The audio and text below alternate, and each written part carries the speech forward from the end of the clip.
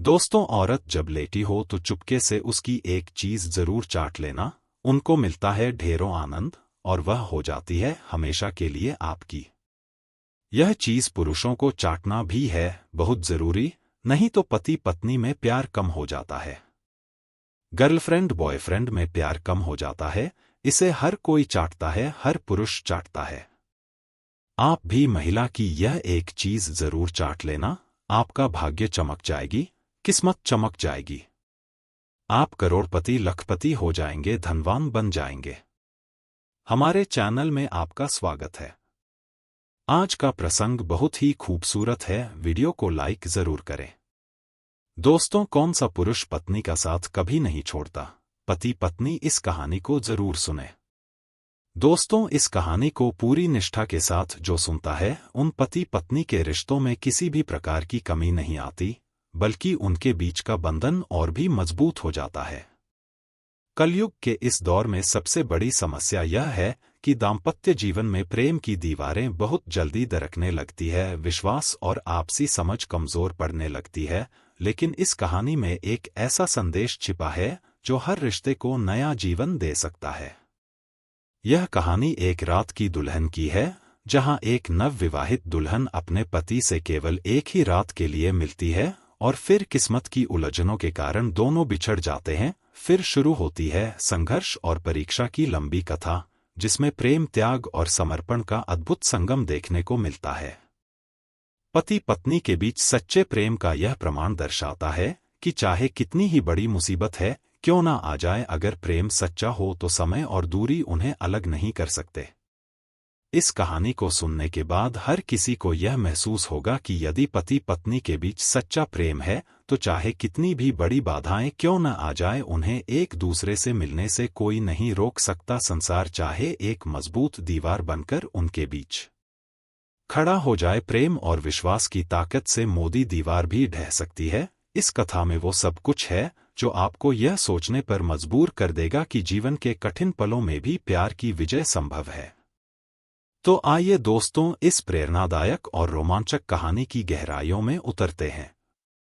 भगवान नारायण माता लक्ष्मी से कहते हैं, देवी लक्ष्मी ध्यान से सुनो, आज मैं तुम्हें एक ऐसी कहानी सुनाने जा रहा हूं जो प्राचीन काल की है। इस नगर में एक प्रतिष्ठित सेठ रहता था। वह अत्यंत धनवान था और उसकी प्रसिद्धि दूर दूर तक फैली हुई थी, परंतु उसके जीवन में सबसे मूल्यवान धरोहर उसकी इकलौती छोटी बेटी थी। यह बेटी न केवल रूपवती थी बल्कि गुणों की खान भी थी। वो सेठ अपनी बेटी को बहुत प्यार करता था और उसके भविष्य को लेकर हमेशा चिंतित रहता था। समय के साथ जैसे जैसे उसकी बेटी बड़ी होती गई, सेठ के मन में उसकी शादी की चिंता बढ़ने लगी। उसने सोचा, जब मेरी बेटी शादी लायक हो जाएगी तो मुझे उसके लिए एक योग्य वर खोजना होगा। उस समय की प्रथा के अनुसार परिवार के सदस्य स्वयं लड़का देखने नहीं जाते थे, इसके बजाय वे इस काम के लिए नाई और पंडित को भेजकर करवाते थे, जो पूरे नगर में उपयुक्त वर की तलाश में जाते थे। सेठ ने भी यही किया। उसने नगर के प्रमुख ब्राह्मणों और नाइयों को बुलाया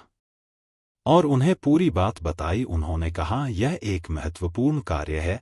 मेरी बेटी जैसी अद्वितीय रूपवती है, मैं चाहता हूं कि उसके लिए भी वैसा ही उपयुक्त और गुणवान ढूंढा जाए। मैं नहीं चाहता कि किसी प्रकार की कोई कमी रह जाए। इसके लिए सेठ ने एक सुंदर चिट्ठी लिखी और नही और ब्राह्मण को सौंप दी। सेठ ने उन्हें निर्देश दिया, इस चिट्ठी को लेकर नगर नगर घूमो, देश देश घूमो, अपनी बुद्धि और विवेक से मेरी बेटी के लिए एक ऐसा वर ढूंढ कर लाओ जो न केवल सुंदर हो बल्कि उसका परिवार भी संस्कारी और आदर्श हो। जिस प्रकार मेरी बेटी सौंदर्य और गुणों की मूर्ति है, उसी प्रकार का वर भी होना चाहिए। भगवान कहते हैं, देवी लक्ष्मी ध्यान से सुनना। अब मैं उस कहानी को आगे बढ़ाता है। जब सेठ ने ब्राह्मण और नाई को अपनी बेटी के लिए योग्य वर तलाशने के लिए भेज दिया तो वे पूरी श्रद्धा और लगन के साथ देश देश और नगर नगर घूमने लगे। वे हर जगह खोज करते, अपने सवाल पूछते और योग्य वर की तलाश करते, परंतु विधि का विधान कुछ ऐसा था कि इस खोज में उन्हें कठिनाइयों का सामना करना पड़ रहा था। जहां कहीं उन्हें सुंदर और गुणवान लड़का मिल जाता था, वहां परिवार में समृद्धि या घर की स्थिति संतोषजनक नहीं मिलती थी, और यदि कहीं परिवार संपन्न और कारी मिल जाता तो उसमें योग्य लड़के की कमी रह जाती है। यह खोज एक कठिन पहेली बन गई थी। सेठ की बेटी जिस अनुपम सौंदर्य और गुणों से विभूषित थी, वैसे ही गुणों वाला लड़का ढूंढना आसान नहीं था।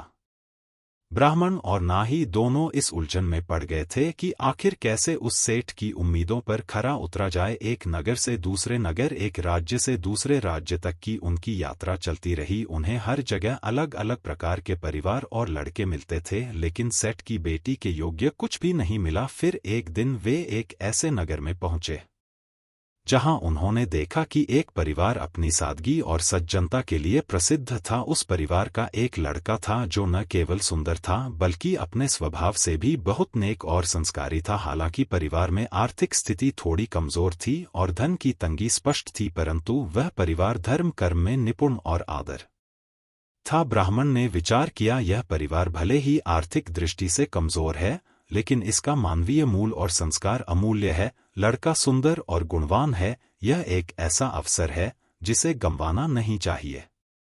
ब्राह्मण ने मन ही मन निश्चय किया कि चाहे परिणाम कुछ भी हो, यह प्रस्ताव सेठ के पास ले जाना चाहिए। उन्होंने हिम्मत करके उस परिवार से बातचीत की और सेठ की बेटी के विवाह की बात बढ़ाई। उस परिवार ने बड़ी ही विनम्रता से उस प्रस्ताव को स्वीकार कर लिया और विवाह की तिथि पंडित ने निश्चित कर ले।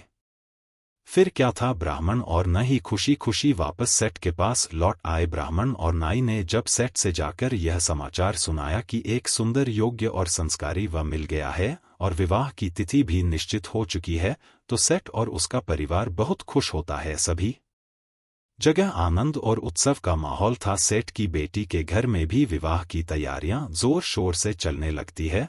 उधर गोबर के घर में भी सभी लोग बड़े उत्साह और उमंग के साथ तैयारियों में जुट जाते हैं। यह एक ऐसा अवसर था जो सभी के दिलों में उमंग और उम्मीदें लेकर आया था। परंतु विधाता का खेल किसे मालूम होता है। जब विवाह की तिथि निकट आई तो एक अप्रत्याशित घटना घटती है।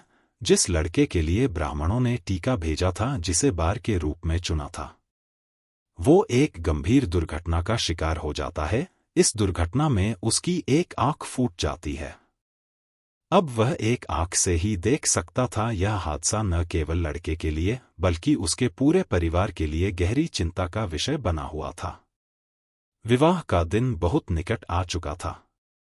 वर के घर में खुशी की जगह अब उदासी और निराशा ने ले लिया था। परिवार के सदस्यों के चेहरों पर चिंता की लकीरें साफ दिखाई दे रही थी। सब सोच में पड़ गए थे कि इस परिस्थिति में अब क्या करें। यदि लड़के को एक आंख से दूल्हा बनाकर बारात में लेकर जाते हैं और दुल्हन के परिवार ने इसे देखकर शादी करने से मना कर दी, या तो यह पूरे परिवार के लिए बड़ा ही अपमानजनक होगा। न केवल वर्ग का परिवार बल्कि पूरा मोहल्ला और समाज उनकी हंसी उड़ा देगा।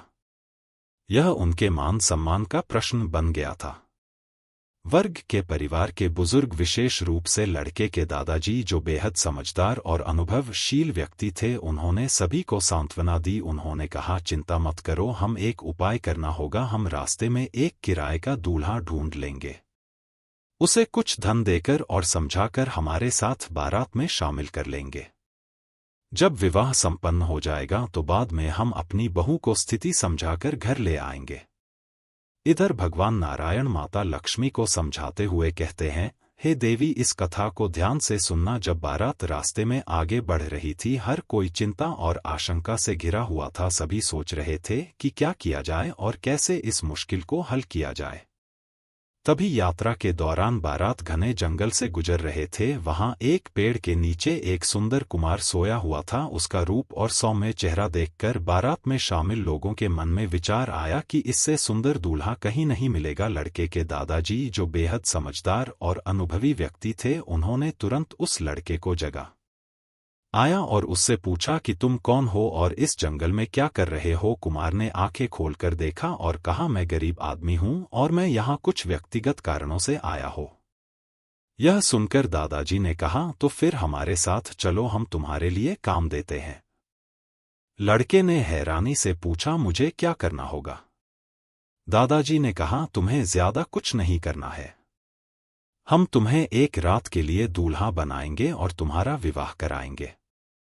इसके बदले में हम तुम्हें एक सोने की मोहर देंगे।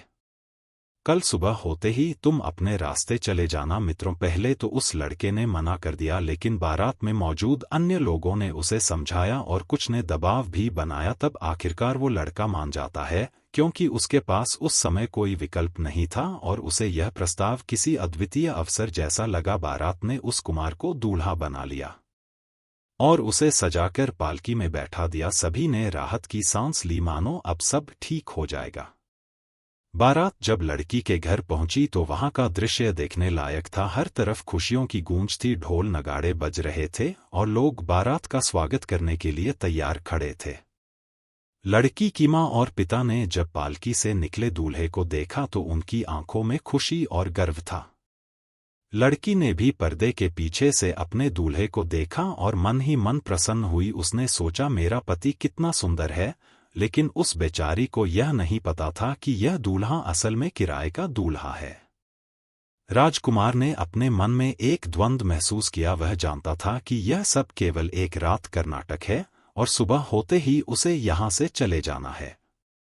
लेकिन उसके दिल में यह विचार भी आया कि इस अनजान लड़की के साथ रात बिताना एक बड़ी जिम्मेदारी है। उसने मन में ठान लिया कि चाहे जो भी हो वो इस लड़की का सम्मान बनाकर रखेगा। दूसरी ओर लड़की के माता पिता बेहद खुश थे, उन्हें ऐसा योग्य और सुंदर दूल्हा जो मिला था। लेकिन विधाता का खेल यहीं खत्म नहीं हुआ था। विवाह के बाद बड़े हर्ष उल्लास और विधि विधान से सभी रस्में पूरी की गई। पूरे नगर में उत्सव का माहौल था और सेठ की बेटी का विवाह एक बड़े समारोह के रूप में संपन्न हुआ। वो पल हर किसी के लिए अनमोल था। पुराने रीति रिवाजों के अनुसार विवाह के बाद दूल्हा दुल्हन को अटारी पर चढ़ाया जाता था, ताकि वे आराम से कुछ समय बिता सकें और एक दूसरे से परिचित हो सकें। आपकी राय का दूल्हा, जो असल में एक अजनबी लड़का था, दुल्हन के साथ अटारी पर पहुंच जाता है। उसने दुल्हन को देखा और उसकी सुंदरता को, उसकी मासूमियत ने उसे कुछ पल के लिए स्तब्ध कर दिया। वह सोच में पड़ गया कि किस परिस्थिति में वह यहाँ आया है और अब क्या करना चाहिए। उसके मन में एक बड़ा संकट था। वह जानता था कि वो सिर्फ एक रात के लिए यहाँ आया है और सुबह होते ही उसे इस जगह से जाना होगा। लेकिन उसे यह समझ में आया कि यह दुल्हन उसके लिए केवल एक रात की कहानी हो सकती है, परंतु इस लड़की के लिए वो उसकी पूरी जिंदगी था।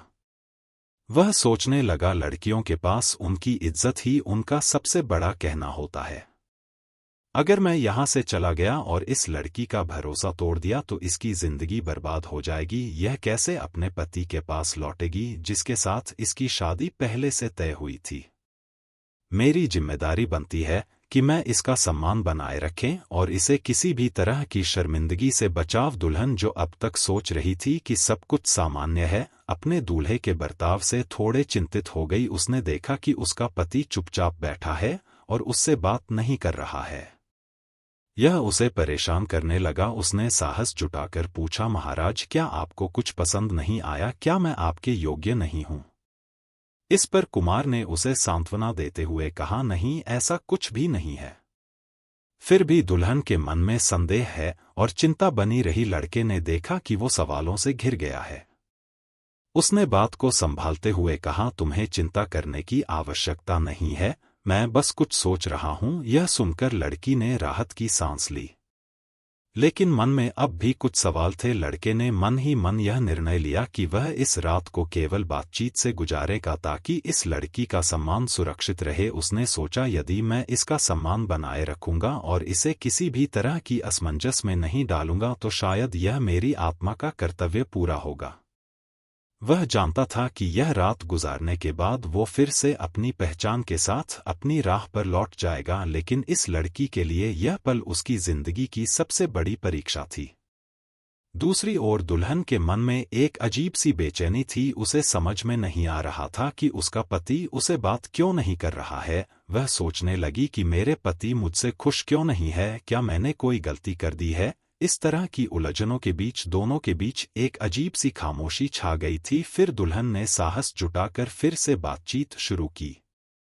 ने पूछा, क्या हमारे बीच कोई समस्या है? आप इतनी खामोशी क्यों बढ़ते हुए हैं? लड़के ने उसकी ओर देखा और उसके चेहरे पर मासूमियत देखी। उसने कहा, नहीं प्रिय, कोई समस्या नहीं है। मैं बस इसीलिए उदास हूं। जब राजकुमार ने देखा कि रात बीत रही है और उन्हें किसी तरह इस समय गुजारना है, उसने एक बहाना बनाया और दुल्हन से कहा, प्यारी मुझे बहुत तेज भूख लगी है, इसीलिए मैं उदास हूं, क्या कुछ खाने का इंतजाम हो सकता है? यह सुनकर दुल्हन एकदम घबरा गई। उसने सोचा, यह मेरी पहली रात है और मेरे पति को भूख लगी है। यह कैसे हो सकता है कि मैं उन्हें भूखा छोड़ दूं? लेकिन छत पर खाने पीने की कोई व्यवस्था नहीं थी। वहां कुछ थोड़े से चावल पड़े थे, जिन्हें शायद पुराने समय से रखा गया था। उन चावलों पर उसे आंसुओं की बूंदें नजर आए, मानो किसी की उदासी या चिंता का प्रतीक हो। लड़की ने साहस जुटाया और चावल पकाने का निश्चय किया, लेकिन वहां ईंधन के लिए लकड़ियां नहीं थी। लड़की के हालात ऐसे थे कि उसे समझ में नहीं आ रहा था कि वह क्या करे। वह परेशान हो गई, लेकिन हार मानने वाली नहीं थी। उसने अपने शरीर के वस्त्रों को ईंधन के रूप में चलाना शुरू कर दिया ताकि चावल पक सके। यह देखकर राजकुमार स्तब्ध रह गया। उसने सोचा, इस लड़की का प्रेम और समर्पण कितना महान है। मैं किराए का दूल्हा और यह लड़की मेरे लिए अपने वस्त्रों की बलि दे रही है। दुल्हन ने अपने पूरे समर्पण और प्रेम से चावल पका आए और उन्हें अपने पति के सामने परोसा। राजकुमार ने चावल को धीरे से खाया, उसके हक और के साथ वह सोच रहा था कि इस लड़की का भविष्य क्या होगा जब वह सुबह यहाँ से चला जाएगा। दुल्हन का उद्देश्य था कि वह अपने पति को खुश रखे और फिर उनसे प्रेम की बातें कर सके, लेकिन आधी रात तक ऐसा करते करते वह खुद भी थक गई थी और सोच में पड़ गई थी कि आखिर उसके पति इतने उदास और चुप क्यों हैं। आधी रात बीत चुकी थी, दुल्हन के चेहरे पर चिंता और सवाल झलक रहे थे। उसने हिम्मत करके कहा, क्या आप मुझसे कुछ छुपा रहे हैं? क्या आपको मुझसे कोई परेशानी है? राजकुमार ने उसकी ओर देखा। उसकी आंखों में एक अजीब सी उदासी थी। वह जानता था कि वो एक रात के लिए यहाँ है, लेकिन इस लड़की के ऊपर तो उसका कर्तव्य था। उसने प्यार भरी नजर से देखा और कहा, नहीं, ऐसा कुछ भी नहीं है, बस कुछ बातें हैं जो मैं तुम्हें नहीं बता सकता। सुबह का सूरज उगने ही वाला था। राजकुमार ने देखा कि उसकी पत्नी थक कर सो चुकी है। उसने धीरे से उसे देखा और उसके चेहरे को अब दिल में बसा लिया। उसकी आंखों में आंसू थे। उसने मन में सोचा, आज की रात मैंने तुम्हारे साथ बिताई है, लेकिन कल से शायद मैं तुम्हारे जीवन में नारंग। यह कहते हुए उसने धीरे से अपने आंसू पोंछे और अटारी से नीचे उतर आया। बारात में लौटकर कुमार ने अपने कर्तव्य को पूरा किया। बारात के लोग उसे एक सोने की मुहर देकर विदा करते हैं और कहा, अब तुम अपने रास्ते जाओ और यहाँ दोबारा कभी मत आना। कुमार, जो आप अपने असली रूप में लौट चुका था, उसने एक अंतिम बार पीछे मुड़कर उस घर को देखा जहां उसकी एक रात की दुल्हन सो रही थी। फिर उसने अपने कदम उठाए और अपने रास्ते पर निकल पड़ा। वह अपनी एक रात की दुल्हन को छोड़कर जा रहा था, लेकिन सच में उसे अपनी दुल्हन से प्रेम हो गया था। उसका मन नहीं चाह रहा था कि वो उसे छोड़कर जाए, लेकिन क्या करता, भाड़े का दूल्हा जो था। सुबह होते ही विवाह की सभी रस्में पूरी हो गई और दुल्हन की विदाई की तैयारी शुरू हो गई थी। पालकी सजाई गई और दुल्हन को उसमें बैठाकर विदा किया जाने लगा। वो पल बड़ा भावुक था। हर किसी की आंखों में आंसू थे और सेठ की बेटी भी अपने नए जीवन की ओर बढ़ने के लिए तैयार हो रही थी। बारातियों ने खुशी खुशी विदाई का कार्यक्रम संपन्न किया, लेकिन यह सब एक भ्रम था, एक नाटक था जिसमें किराए का दूल्हा शामिल था, जो अब अपनी भूमिका निभाकर चला गया था।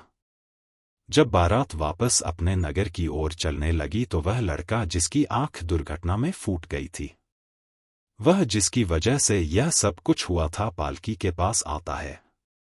उसने पालकी के अंदर झांक कर देखा और प्यार से कहा, प्यारी, अगर प्यास लगी हो तो पानी पी लो, तुम्हारा चेहरा देखकर मुझे सुकून मिलता है। दुल्हन, जो अभी तक इस भ्रम में थी कि वो वही उसका पति है, एक पल के लिए चौंक गई। उसने ध्यान से देखा और समझा कि यह व्यक्ति को नहीं है जिसने मेरे साथ रात बिताई थी। उसकी ननद जो पालकी के अंदर बैठी थी, उसने दुल्हन के चेहरे पर सवालिया भाव देखे।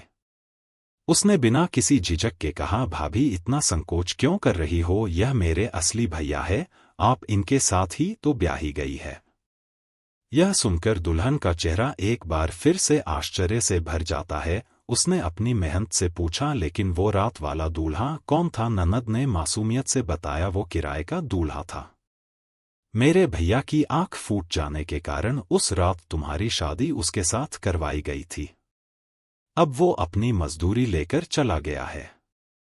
यह सुनकर दुल्हन की आंखों से आंसू बहने लगे। वह सोचने लगी, हे परमात्मा, यह कैसी परीक्षा है। जिसके साथ मेरी शादी हुई थी वो तो अब कहीं दूर जा चुका है, और अब मैं किसके साथ जा रही है। यह सोचकर उसकी चिंता और बढ़ गई। उसे लगा कि उसका पूरा जीवन एक बुरे मजाक में बदल गया है। उसकी भावनाओं और विश्वास सब कुछ मानो टूट गया था। भगवान नारायण माता लक्ष्मी से कहते हैं, देवी देखो, यह लड़की कितनी बड़ी परीक्षा का सामना कर रही है। उसे यह समझ नहीं आ रहा था कि उसका असली पति कौन है और अब वह क्या करे।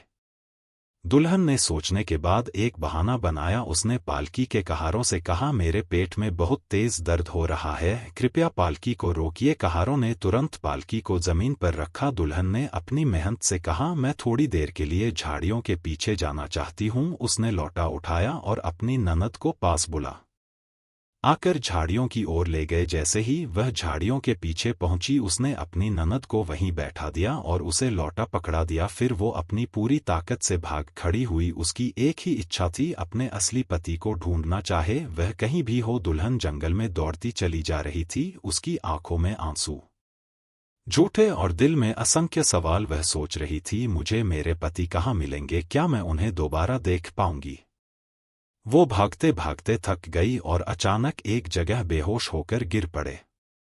इसी बीच एक संत जो उसी जंगल में तपस्या कर रहे थे, उन्होंने एक बेहोश पड़ी लड़की को देखा, दुल्हन को देखा। वे उसे उठाकर अपने आश्रम में ले गए और उसके चेहरे पर पानी छिड़का। जब उसे होश आया तो संत ने पूछा, बेटी तुम कौन हो और यहाँ क्या कर रही हो। दुल्हन ने रोते रोते अपनी सारी कहानी संत को सुना दी। संत ने उसे सांत्वना देते हुए कहा, बेटी धैर्य रखें, यदि तुम्हारे दिल में अपने पति के लिए सच्चा प्रेम है तो वह तुम्हें अवश्य मिलेगा। भगवान ने तुम्हारे लिए कोई ना कोई रास्ता जरूर तय किया होगा।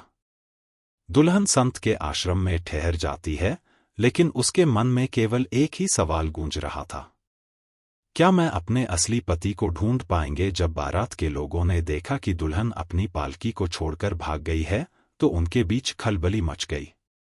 सभी ने इधर उधर उसे ढूंढने की कोशिश की, परंतु उसका कोई पता नहीं चला। हारकर बारात को लौटना पड़ा। वे सभी निराशा और चिंता के साथ अपने नगर की ओर लौट गए। इधर वह कुमार जो एक रात के लिए दूल्हा बना था और जिसने दुल्हन के साथ वो रात बिताई थी, वो अपने रास्ते चला जा रहा था, लेकिन मन उसका उसी लड़की के पास रह गया था। उसे ऐसा लग रहा था जैसे वो किसी अपने को किसी अनजान जगह पर छोड़ आया है।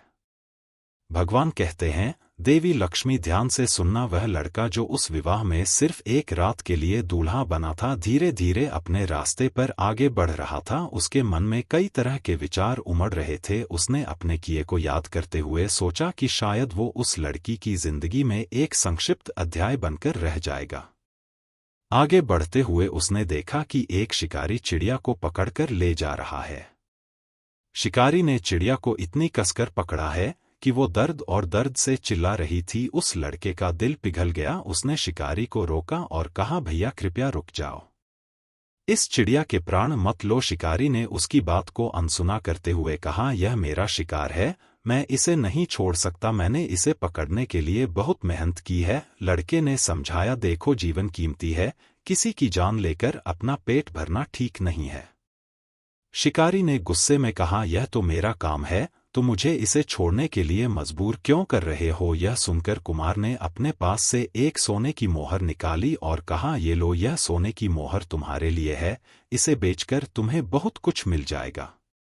बदले में चिड़िया की जान बख्श दो। शिकारी ने कुछ पल के लिए सूझा। उसने समझा कि सोने की मोहर से वो अधिक लाभ कमा सकता है। उसने चिड़िया को छोड़ दिया और मोहर लेकर वहां से चला गया। चिड़िया ने अपने पंख फड़फड़ा आए और ओड़ी, लेकिन वह कुमार को देखती रही। उसके दिल में कृतज्ञता की भावना उमड़ आए। वह उठकर अपने परिवार के पास पहुंची और वहां की सारी घटना सुनाई। चिड़िया के परिवार वाले सुनकर चौंक गए। उन्होंने कहा, तुम्हें उस इंसान का धन्यवाद करना चाहिए जिसने तुम्हारी जान बचाई है। हम नहीं जानते कि तुम्हारे दिल में पानी है या नहीं, पर एक एहसान का बदला देना तुम्हारा कर्तव्य है। जाओ और उस इंसान का धन्यवाद करके आओ। चिड़िया ने अपने परिवार वालों की बात मानी। वो फिर से उड़कर राजकुमार के पास गई और बोली, तुमने मेरी जान बचाई है, तुम्हारा उपकार मैं कभी नहीं भूलूंगी। राजकुमार मुस्कुराया और कहा, मैंने जो किया वो मेरा कर्तव्य था। हर किसी का जीवन मूल्यवान है। चिड़िया ने मन ही मन ठान लिया कि वह सज्जन व्यक्ति के उपकार का बदला है, कि उसने सोचा कि वह उसे ऐसे ही नहीं छोड़ सकती। यह विचार करते हुए वह चिड़िया वहां से उठ जाती है और अपने परिवार को बता देती है कि वह उस इंसान की मदद का मार्ग ढूंढ रही है। इधर भगवान कहते हैं, ही लक्ष्मी, देखो, सच्चे हृदय से किए गए अच्छे कर्म का फल अवश्य मिलता है। उस कुमार ने बिना स्वार्थ के चिड़िया की जान बचाई और वो चिड़िया अब उसकी मदद के लिए आगे आने वाली है। भगवान नारायण ने लक्ष्मी को समझाते हुए कहा, लक्ष्मी, अब सुनो। चिड़िया जो कुमार के प्रति आभार व्यक्त करना चाहती थी, वो एक तपस्वी संत के आश्रम में पहुंचे। वहां पहुंचकर उसने संत से प्रार्थना की, है महात्मा जी, कृपा करके मेरी काया पलट दीजिए।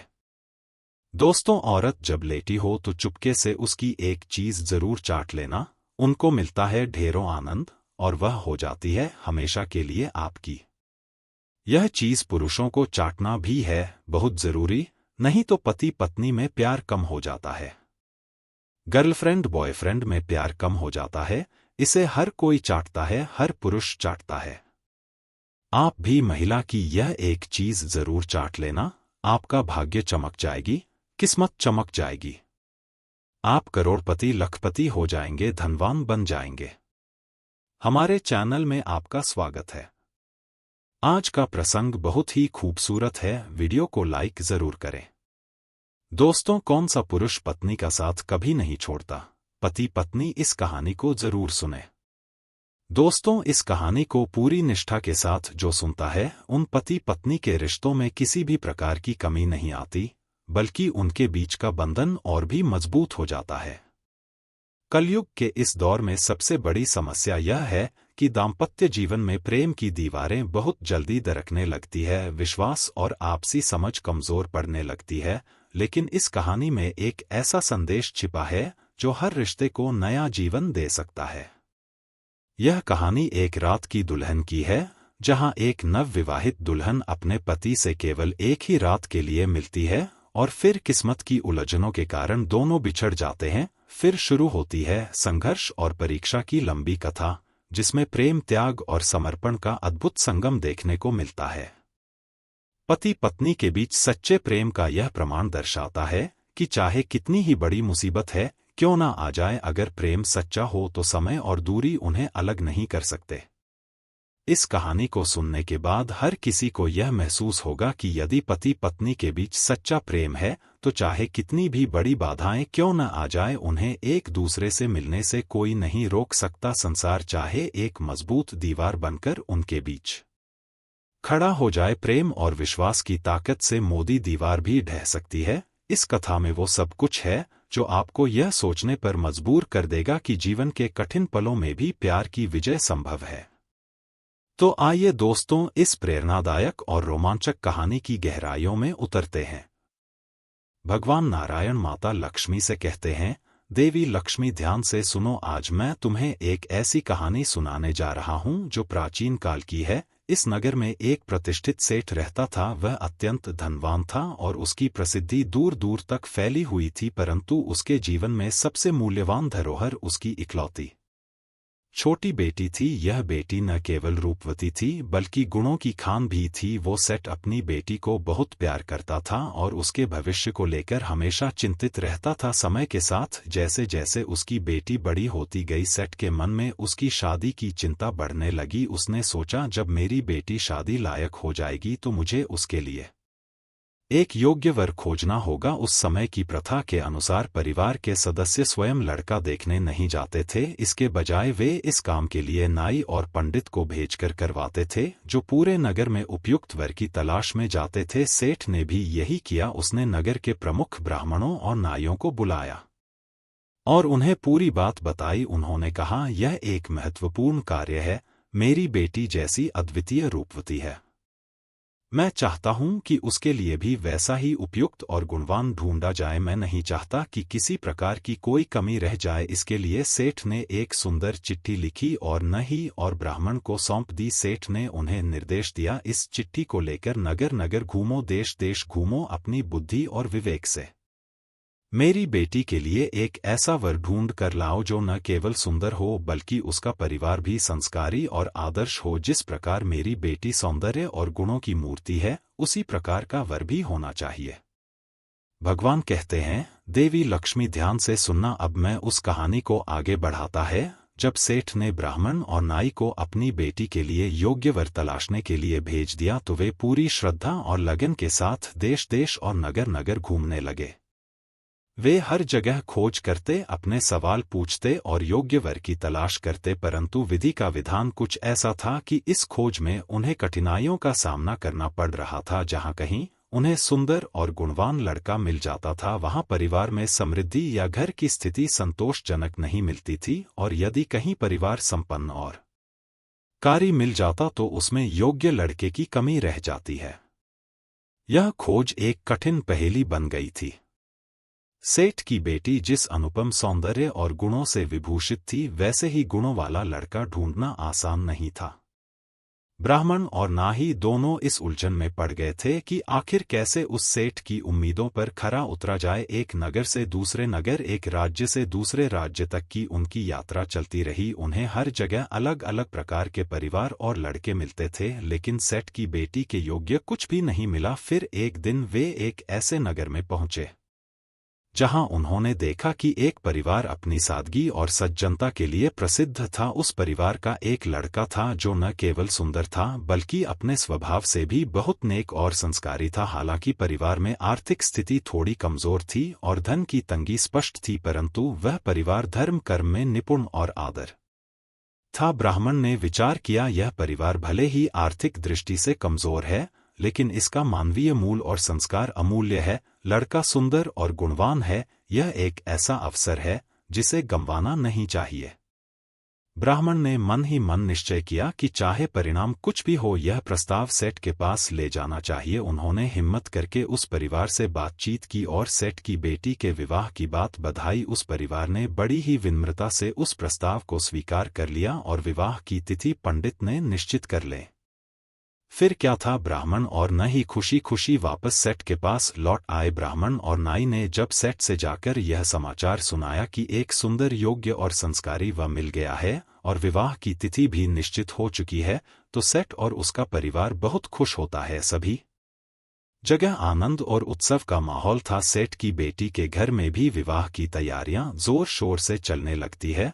उधर गोबर के घर में भी सभी लोग बड़े उत्साह और उमंग के साथ तैयारियों में जुट जाते हैं।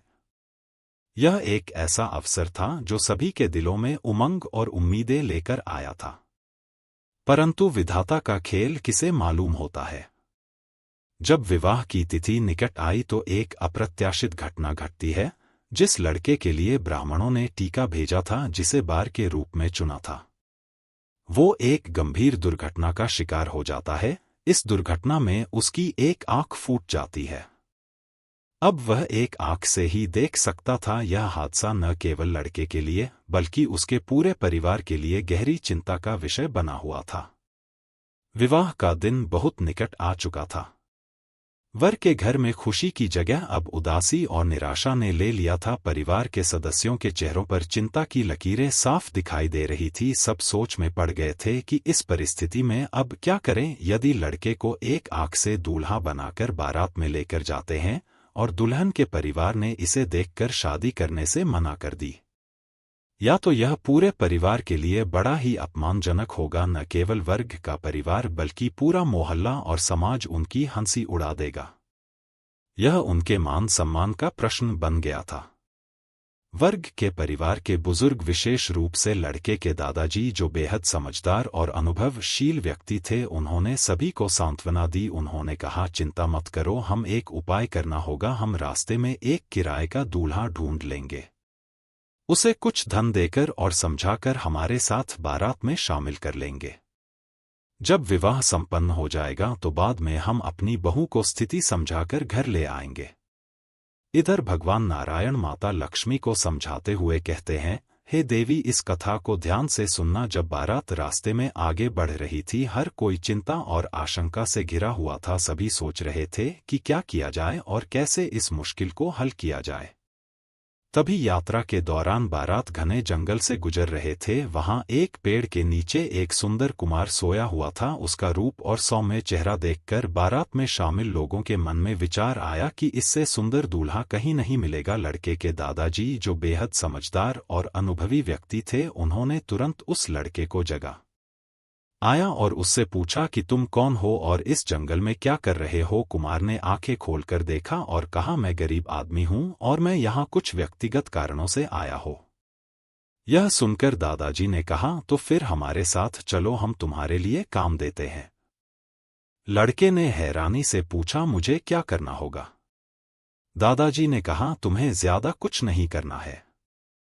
हम तुम्हें एक रात के लिए दूल्हा बनाएंगे और तुम्हारा विवाह कराएंगे।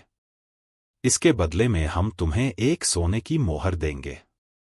कल सुबह होते ही तुम अपने रास्ते चले जाना। मित्रों, पहले तो उस लड़के ने मना कर दिया, लेकिन बारात में मौजूद अन्य लोगों ने उसे समझाया और कुछ ने दबाव भी बनाया। तब आखिरकार वो लड़का मान जाता है, क्योंकि उसके पास उस समय कोई विकल्प नहीं था और उसे यह प्रस्ताव किसी अद्वितीय अवसर जैसा लगा। बारात ने उस कुमार को दूल्हा बना लिया और उसे सजाकर पालकी में बैठा दिया। सभी ने राहत की सांस ली, मानो अब सब ठीक हो जाएगा।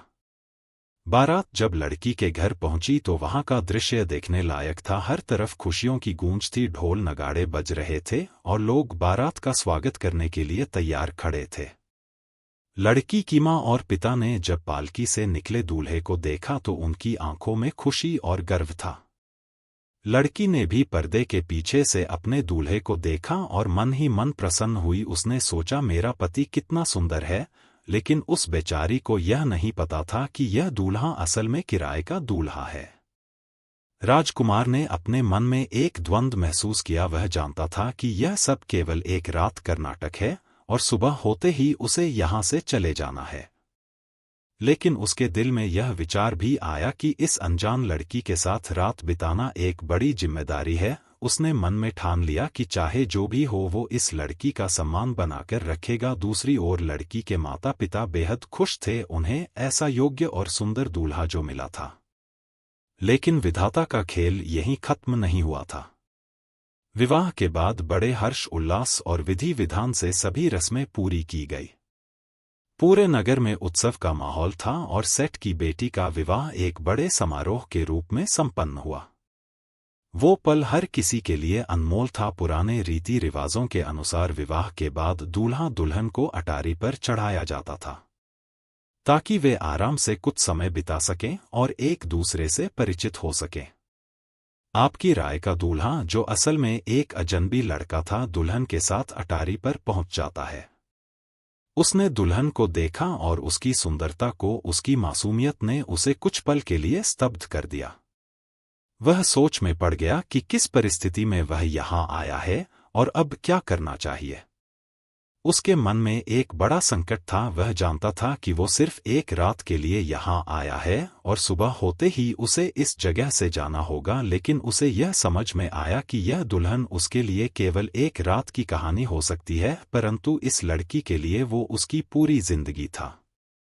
वह सोचने लगा, लड़कियों के पास उनकी इज्जत ही उनका सबसे बड़ा कहना होता है। अगर मैं यहाँ से चला गया और इस लड़की का भरोसा तोड़ दिया तो इसकी जिंदगी बर्बाद हो जाएगी। यह कैसे अपने पति के पास लौटेगी जिसके साथ इसकी शादी पहले से तय हुई थी। मेरी जिम्मेदारी बनती है कि मैं इसका सम्मान बनाए रखें और इसे किसी भी तरह की शर्मिंदगी से बचाव। दुल्हन, जो अब तक सोच रही थी कि सब कुछ सामान्य है, अपने दूल्हे के बर्ताव से थोड़े चिंतित हो गई। उसने देखा कि उसका पति चुपचाप बैठा है और उससे बात नहीं कर रहा है। यह उसे परेशान करने लगा। उसने साहस जुटाकर पूछा, महाराज, क्या आपको कुछ पसंद नहीं आया? क्या मैं आपके योग्य नहीं हूं? इस पर कुमार ने उसे सांत्वना देते हुए कहा, नहीं, ऐसा कुछ भी नहीं है। फिर भी दुल्हन के मन में संदेह है और चिंता बनी रही। लड़के ने देखा कि वो सवालों से घिर गया है। उसने बात को संभालते हुए कहा, तुम्हें चिंता करने की आवश्यकता नहीं है।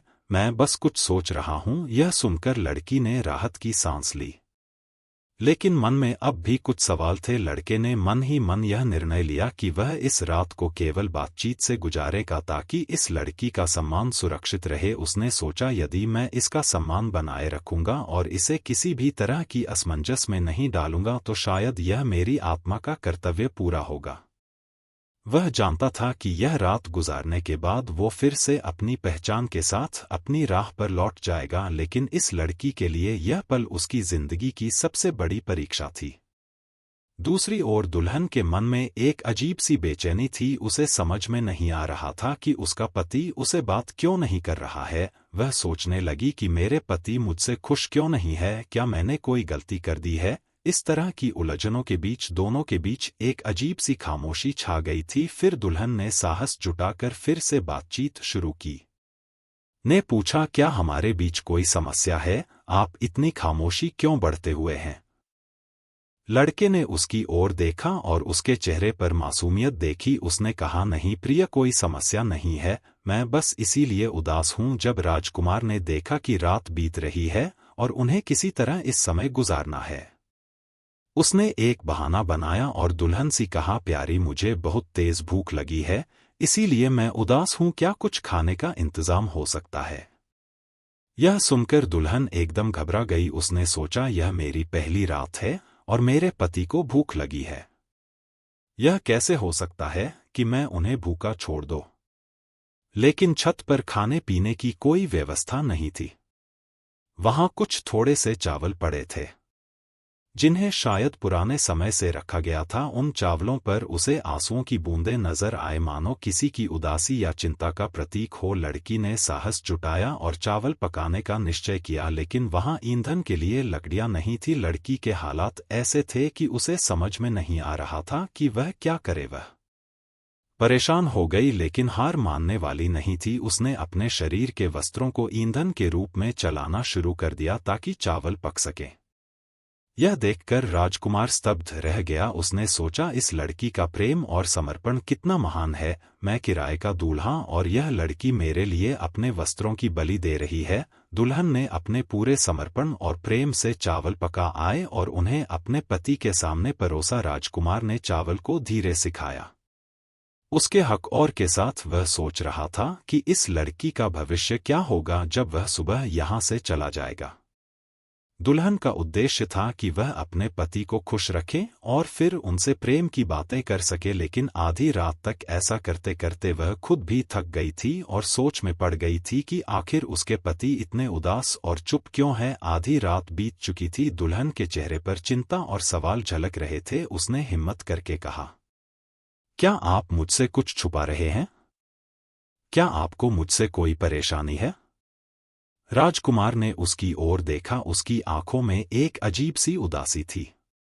वह जानता था कि वो एक रात के लिए यहाँ है, लेकिन इस लड़की के ऊपर तो उसका कर्तव्य था। उसने प्यार भरी नजर से देखा और कहा, नहीं, ऐसा कुछ भी नहीं है, बस कुछ बातें हैं जो मैं तुम्हें नहीं बता सकता। सुबह का सूरज उगने ही वाला था। राजकुमार ने देखा कि उसकी पत्नी थक कर सो चुकी है। उसने धीरे से उसे देखा और उसके चेहरे को अब दिल में बसा लिया। उसकी आंखों में आंसू थे। उसने मन में सोचा, आज की रात मैंने तुम्हारे साथ बिताई है, लेकिन कल से शायद मैं तुम्हारे जीवन में नारंग। यह कहते हुए उसने धीरे से अपने आंसू पोंछे और अटारी से नीचे उतर आया। बारात में लौटकर कुमार ने अपने कर्तव्य को पूरा किया। बारात के लोग उसे एक सोने की मुहर देकर विदा करते हैं और कहा, अब तुम अपने रास्ते जाओ और यहाँ दोबारा कभी मत आना। कुमार, जो आप अपने असली रूप में लौट चुका था, उसने एक अंतिम बार पीछे मुड़कर उस घर को देखा जहां उसकी एक रात की दुल्हन सो रही थी। फिर उसने अपने कदम उठाए और अपने रास्ते पर निकल पड़ा। वह अपनी एक रात की दुल्हन को छोड़कर जा रहा था, लेकिन सच में उसे अपनी दुल्हन से प्रेम हो गया था। उसका मन नहीं चाह रहा था कि वो उसे छोड़कर जाए, लेकिन क्या करता, भाड़े का दूल्हा जो था। सुबह होते ही विवाह की सभी रस्में पूरी हो गई और दुल्हन की विदाई की तैयारी शुरू हो गई थी। पालकी सजाई गई और दुल्हन को उसमें बैठाकर विदा किया जाने लगा। वो पल बड़ा भावुक था। हर किसी की आंखों में आंसू थे और सेठ की बेटी भी अपने नए जीवन की ओर बढ़ने के लिए तैयार हो रही थी। बारातियों ने खुशी खुशी विदाई का कार्यक्रम संपन्न किया, लेकिन यह सब एक भ्रम था। एक नाटक था जिसमें किराए का दूल्हा शामिल था, जो अब अपनी भूमिका निभाकर चला गया था। जब बारात वापस अपने नगर की ओर चलने लगी तो वह लड़का जिसकी आंख दुर्घटना में फूट गई थी, वह जिसकी वजह से यह सब कुछ हुआ था, पालकी के पास आता है। उसने पालकी के अंदर झांक कर देखा और प्यार से कहा, प्यारी, अगर प्यास लगी हो तो पानी पी लो, तुम्हारा चेहरा देखकर मुझे सुकून मिलता है। दुल्हन, जो अभी तक इस भ्रम में थी कि वो वही उसका पति है, एक पल के लिए चौंक गई। उसने ध्यान से देखा और समझा कि यह व्यक्ति को नहीं है जिसने मेरे साथ रात बिताई थी। उसकी ननद जो पालकी के अंदर बैठी थी, उसने दुल्हन के चेहरे पर सवालिया भाव देखे। उसने बिना किसी झिझक के कहा, भाभी, इतना संकोच क्यों कर रही हो? यह मेरे असली भैया है, आप इनके साथ ही तो ब्याही गई है। यह सुनकर दुल्हन का चेहरा एक बार फिर से आश्चर्य से भर जाता है। उसने अपनी मेहनत से पूछा, लेकिन वो रात वाला दूल्हा कौन था? ननद ने मासूमियत से बताया, वो किराए का दूल्हा था। मेरे भैया की आंख फूट जाने के कारण उस रात तुम्हारी शादी उसके साथ करवाई गई थी। अब वो अपनी मजदूरी लेकर चला गया है। यह सुनकर दुल्हन की आंखों से आंसू बहने लगे। वह सोचने लगी, हे परमात्मा, यह कैसी परीक्षा है। जिसके साथ मेरी शादी हुई थी वो तो अब कहीं दूर जा चुका है, और अब मैं किसके साथ जा रही है। यह सोचकर उसकी चिंता और बढ़ गई। उसे लगा कि उसका पूरा जीवन एक बुरे मजाक में बदल गया है। उसकी भावनाओं और विश्वास सब कुछ मानो टूट गया था। भगवान नारायण माता लक्ष्मी से कहते हैं, देवी, देखो, यह लड़की कितनी बड़ी परीक्षा का सामना कर रही है। उसे यह समझ नहीं आ रहा था कि उसका असली पति कौन है और अब वह क्या करे। दुल्हन ने सोचने के बाद एक बहाना बनाया। उसने पालकी के कहारों से कहा, मेरे पेट में बहुत तेज दर्द हो रहा है, कृपया पालकी को रोकिए। कहारों ने तुरंत पालकी को जमीन पर रखा। दुल्हन ने अपनी मेहनत से कहा, मैं थोड़ी देर के लिए झाड़ियों के पीछे जाना चाहती हूँ। उसने लौटा उठाया और अपनी ननद को पास बुला आकर झाड़ियों की ओर ले गए। जैसे ही वह झाड़ियों के पीछे पहुंची, उसने अपनी ननद को वहीं बैठा दिया और उसे लौटा पकड़ा दिया। फिर वो अपनी पूरी ताकत से भाग खड़ी हुई। उसकी एक ही इच्छा थी, अपने असली पति को ढूंढना, चाहे वह कहीं भी हो। दुल्हन जंगल में दौड़ती चली जा रही थी, उसकी आंखों में आंसू झूठे और दिल में असंख्य सवाल। वह सोच रही थी, मुझे मेरे पति कहाँ मिलेंगे? क्या मैं उन्हें दोबारा देख पाऊंगी? वो भागते भागते थक गई और अचानक एक जगह बेहोश होकर गिर पड़े।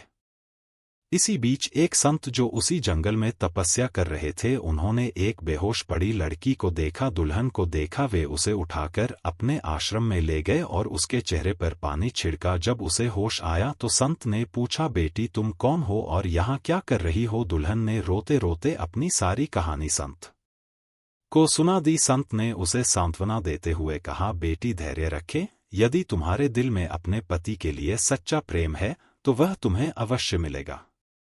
भगवान ने तुम्हारे लिए कोई ना कोई रास्ता जरूर तय किया होगा। दुल्हन संत के आश्रम में ठहर जाती है, लेकिन उसके मन में केवल एक ही सवाल गूंज रहा था, क्या मैं अपने असली पति को ढूंढ पाएंगे? जब बारात के लोगों ने देखा कि दुल्हन अपनी पालकी को छोड़कर भाग गई है तो उनके बीच खलबली मच गई। सभी ने इधर उधर उसे ढूंढने की कोशिश की, परंतु उसका कोई पता नहीं चला। हारकर बारात को लौटना पड़ा। वे सभी निराशा और चिंता के साथ अपने नगर की ओर लौट गए। इधर वह कुमार जो एक रात के लिए दूल्हा बना था और जिसने दुल्हन के साथ वो रात बिताई थी, वो अपने रास्ते चला जा रहा था, लेकिन मन उसका उसी लड़की के पास रह गया था। उसे ऐसा लग रहा था जैसे वो किसी अपने को किसी अनजान जगह पर छोड़ आया है। भगवान कहते हैं, देवी लक्ष्मी, ध्यान से सुनना। वह लड़का जो उस विवाह में सिर्फ एक रात के लिए दूल्हा बना था, धीरे धीरे अपने रास्ते पर आगे बढ़ रहा था। उसके मन में कई तरह के विचार उमड़ रहे थे। उसने अपने किए को याद करते हुए सोचा कि शायद वो उस लड़की की जिंदगी में एक संक्षिप्त अध्याय बनकर रह जाएगा। आगे बढ़ते हुए उसने देखा कि एक शिकारी चिड़िया को पकड़कर ले जा रहा है।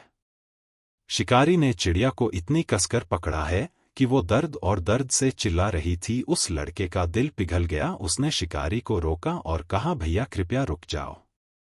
इस चिड़िया के प्राण मत लो। शिकारी ने उसकी बात को अनसुना करते हुए कहा, यह मेरा शिकार है, मैं इसे नहीं छोड़ सकता, मैंने इसे पकड़ने के लिए बहुत मेहनत की है। लड़के ने समझाया, देखो जीवन कीमती है, किसी की जान लेकर अपना पेट भरना ठीक नहीं है।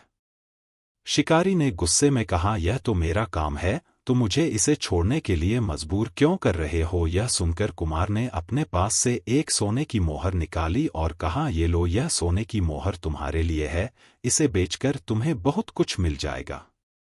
बदले में चिड़िया की जान बख्श दो। शिकारी ने कुछ पल के लिए सूझा, उसने समझा कि सोने की मोहर से वो अधिक लाभ कमा सकता है। उसने चिड़िया को छोड़ दिया और मोहर लेकर वहां से चला गया। चिड़िया ने अपने पंख फड़फड़ा आए और ओड़ी, लेकिन वह कुमार को देखती रही। उसके दिल में कृतज्ञता की भावना उमड़ आए। वह उठकर अपने परिवार के पास पहुंची और वहां की सारी घटना सुनाई। चिड़िया के परिवार वाले सुनकर चौंक गए। उन्होंने कहा, तुम्हें उस इंसान का धन्यवाद करना चाहिए जिसने तुम्हारी जान बचाई है। हम नहीं जानते कि तुम्हारे दिल में पानी है या नहीं, पर एक एहसान का बदला देना तुम्हारा कर्तव्य है। जाओ और उस इंसान का धन्यवाद करके आओ। चिड़िया ने अपने परिवार वालों की बात मानी। वो फिर से उड़कर राजकुमार के पास गई और बोली, तुमने मेरी जान बचाई है, तुम्हारा उपकार मैं कभी नहीं भूलूंगी। राजकुमार मुस्कुराया और कहा, मैंने जो किया वो मेरा कर्तव्य था। हर किसी का जीवन मूल्यवान है। चिड़िया ने मन ही मन ठान लिया कि वह सज्जन व्यक्ति के उपकार का बदला है, कि उसने सोचा कि वह उसे ऐसे ही नहीं छोड़ सकती। यह विचार करते हुए वह चिड़िया वहां से उठ जाती है और अपने परिवार को बता देती है कि वह उस इंसान की मदद का मार्ग ढूंढ रही है। इधर भगवान कहते हैं, ही लक्ष्मी, देखो सच्चे हृदय से किए गए अच्छे कर्म का फल अवश्य मिलता है। उस कुमार ने बिना स्वार्थ के चिड़िया की जान बचाई और वो चिड़िया अब उसकी मदद के लिए आगे आने वाली है। भगवान नारायण ने लक्ष्मी को समझाते हुए कहा, लक्ष्मी अब सुनो। चिड़िया जो कुमार के प्रति आभार व्यक्त करना चाहती थी, वो एक तपस्वी संत के आश्रम में पहुंचे। वहां पहुंचकर उसने संत से प्रार्थना की, है महात्मा जी, कृपा करके मेरी काया पलट दीजिए।